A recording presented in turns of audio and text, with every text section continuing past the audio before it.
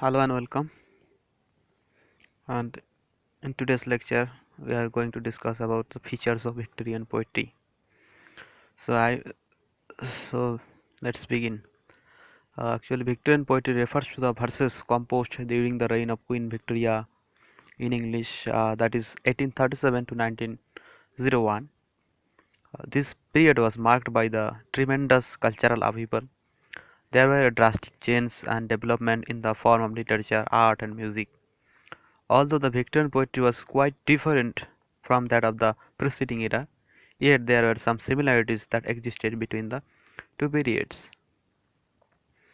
So let's begin discussing about the key features of the period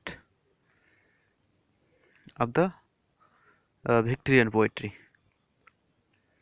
The pictorial quality.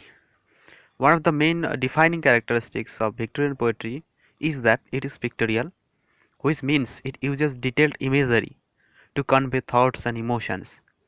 While many poets use imagery, the Victorians took this a step further. They used sensory elements to describe abstract ideas, such as the struggles between religion and science. Skepticism. It was an important feature of Victorian poetry. The development of empirical science, rationalism, and radicalism led to the people to give up the religious thoughts and be more skeptic and doubtfulness.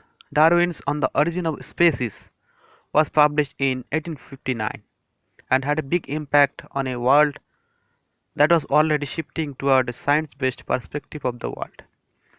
The book fermented controversy over the nature of existence and mortality that was reflected in many Victorian poems, particularly those of Lord Tennyson.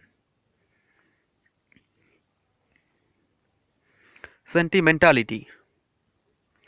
Most of the Victorian poetry are written in lyrical form. All the Victorian poets deal with social issues of the day. They are also deeply interested in the past. Nostalgia and sentimentality were common themes. Interest in myths. The Victorians showed great favor towards medieval literature. They loved mythical and chivalric anecdotes of medieval knights, courtly love. This interest is on contrary to the Romantics, as they later loved classical myths and legends. Tennyson's Ulysses, the Lotus Eater, the Lady of Shalott is full of myths. Realism. Another quality of Victorian poetry is realism. The Victorian poetry was quite realistic in nature and quite less idealized as compared to the Romantic poets, who were idealized and believed in art for art's sake.